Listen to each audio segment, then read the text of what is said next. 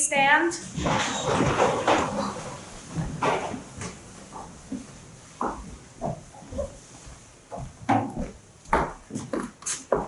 Please be seated.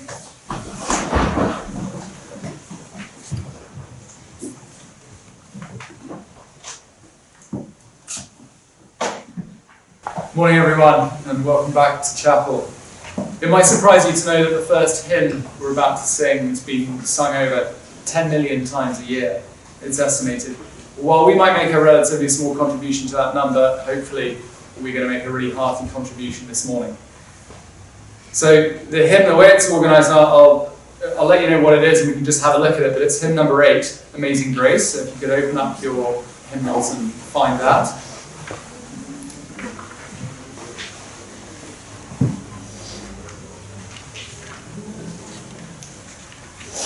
So there are actually 2 verses there. There are 8 lines, and the 2 verses have been sort of stuck together. So what we'll do is we're going to sing 3 verses. So we'll sing the first 4 lines, the second 4 lines, and then we'll repeat the first 4 lines again. Okay, sing verse 1 again. All right, so 3 verses of Amazing Grace. Let's sing up. I know it's tough to get going on rainy, wet mornings, but let's hear a bit of volume, let's hear a bit of heart. Okay, Amazing Grace, please stand.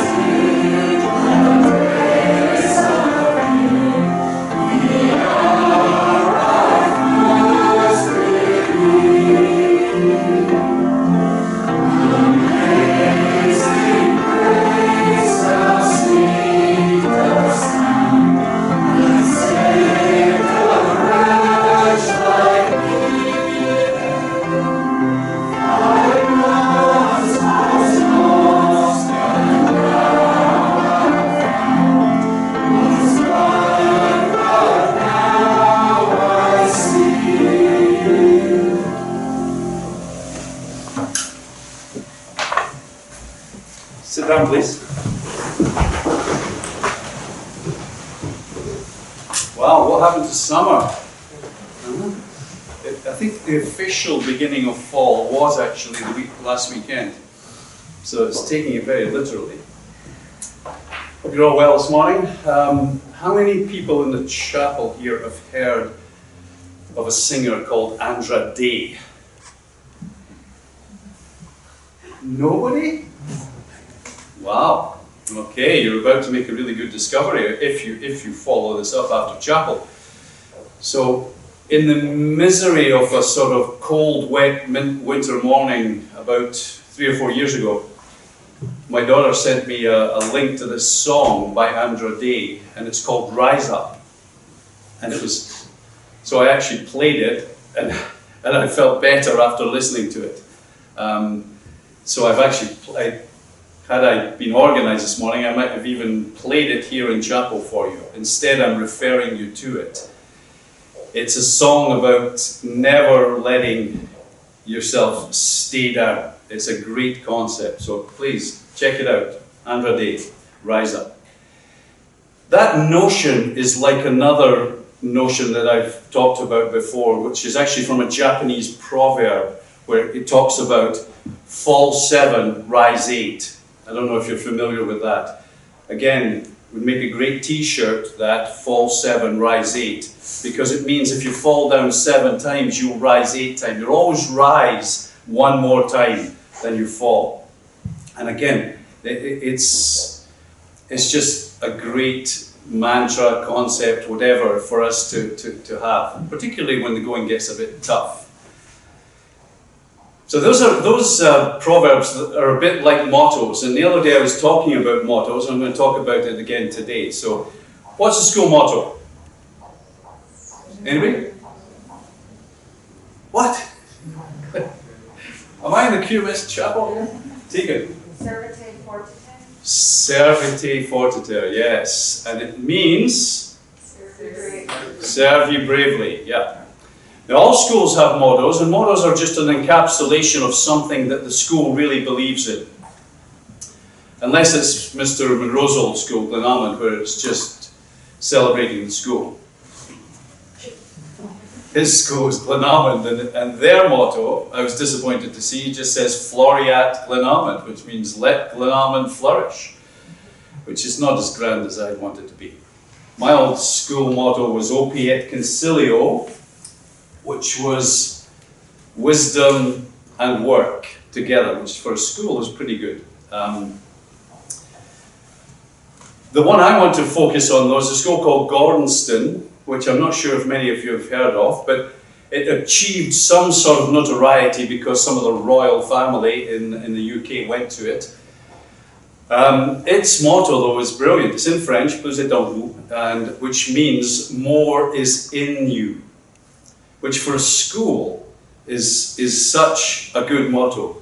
More is in you, because we, the educators in chapel, and in fact everybody that works at QMS, parents and staff, are all looking to bring out the best in you, to bring out more from you. Because if you are the type of teenager I was back in the mists of time, there will be moments where you don't believe in your ability to do things. You don't believe in the fact that you can rise above some of these limitations that you put on yourself.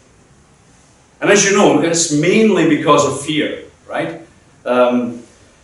We have these fears that we inherit, that we embrace, or that just creep up on us and grab a hold of us. Fear that I'm not good enough. I don't have the talent. I can't sing. I'm going to fail. All those fears that we saddle ourselves with. And honestly, my message to you in short this morning is to go back to the rise above notion. You have to control those. Hard to eliminate them completely. You have to control them and rise above them. And it's not you won't get to a destination where you're now without fear. It's not a destination, it's a process, right? As I said the other day, it's like getting fit. You don't suddenly announce to the world, I'm really fit, and then everything stops then. You stop exercising, you stop running, stop working out. No, it's an ongoing process. And it's the same with fear. So I want you to think about, as you leave the chapel this morning, about fear. Keep it in perspective, especially in these times, right? Because there's been an elevated level of it around. And it's okay to live with fear, but not to live in fear. If you can see the difference, the nuance of difference there between living with fear and living in fear. Nelson Mandela said, courage is not the absence of fear, but the triumph over it. Courage is not the absence of fear, but the triumph over it. And we all need courage. So my encouragement to you this morning is find your confidence and work on it. Don't take no for an answer. Believe in yourself and don't be afraid to fail. We all fail at different times, and that's okay, because it's in failing that we renew our commitment, or that we analyze how we could have done it better, and that's where the growth happens, people. Right? So I was underwhelmed the other day by how many people knew of the movie Coach Carter. Does anybody in this chapel know of the movie Coach Carter? One or two. Thank you. Goodness. It's actually quite a good movie. It's not that old. It's in colour. It's not like the usual movies that I watch.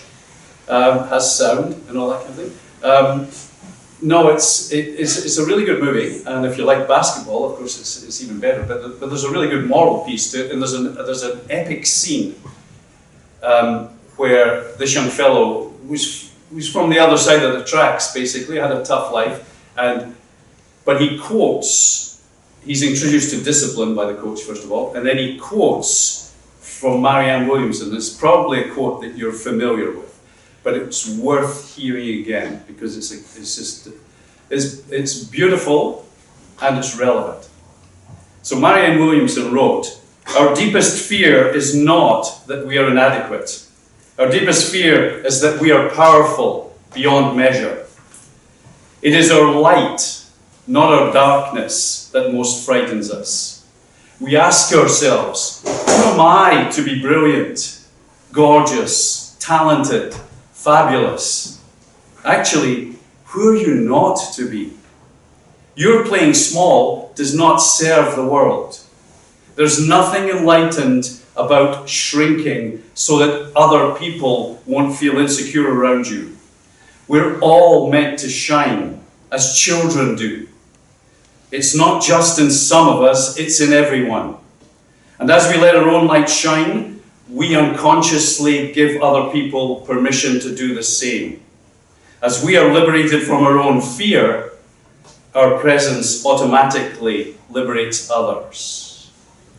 It's all captured in those two lines. And as we let our own light shine, we unconsciously give other people permission to do the same.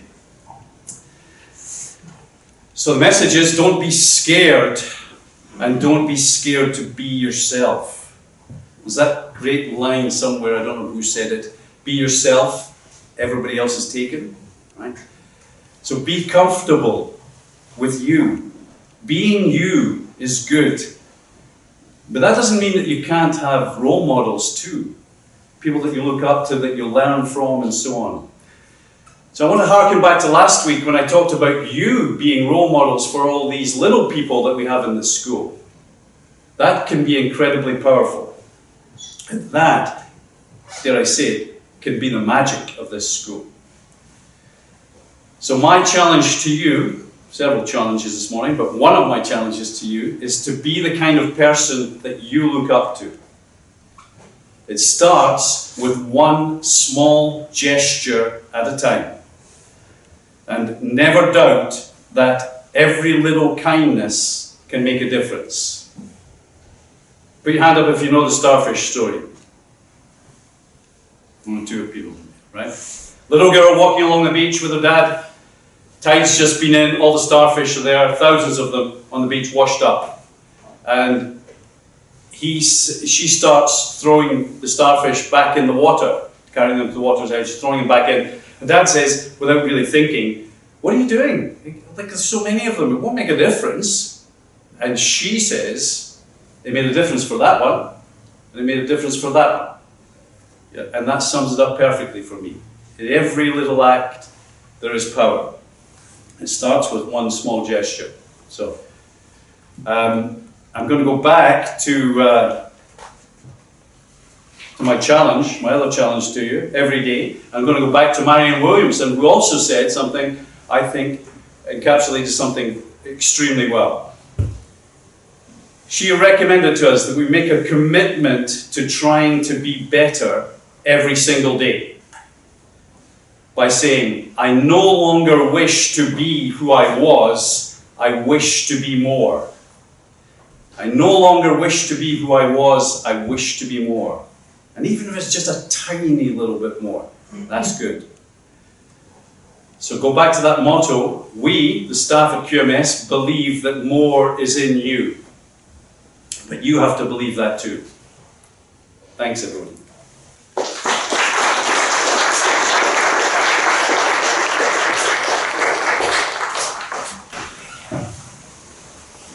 Thank you, Mr. Robertson. Next week in chapel, we're going to hear from the prefects. I'm really looking forward to their introductions, what's exciting them about the school year, how they'd like to lead, and some areas that are of particular interest to them.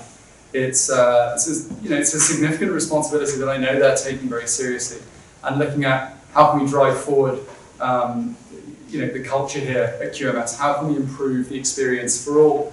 And that's students, but I think that'll hopefully bleed through to the staff as well, and potentially our alumni when they return, and also local community.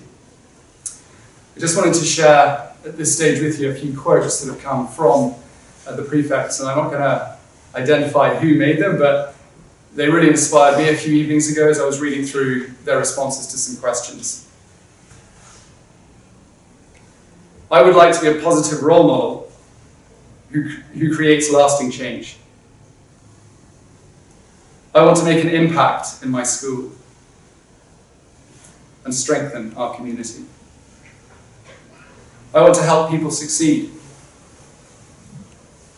I want to know when I need to step up as a leader and when I need to step back to make room for others. I would like to build a bridge between students from different cultures and backgrounds. Some really quite elevated thoughts and goals in there. And I think, as well, seeing as we're issuing a few challenges this morning, I'd like all of you to maybe reflect on those quotes and reflect on those lines from the prefects and think, well, could I do that as well? Why can't I do that? Do I need to be a prefect to have that sort of influence on those people around me? To finish with, and in the spirit of school pride and learning through repetition, we are going to sing the school song again this week, so that's hymn number 2. Please stand for the school song.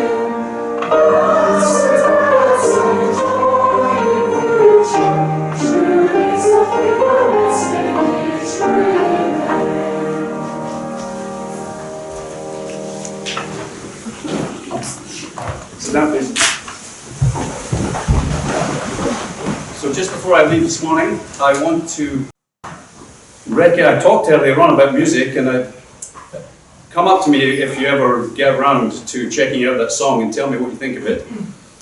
But more important than that is that we could easily take for granted the music that is provided here in the chapel. So I want Miss Townsend, who does a fabulous job there, to get a little bit of recognition for what she brings to this very special building. Miss Townsend, thank you very much.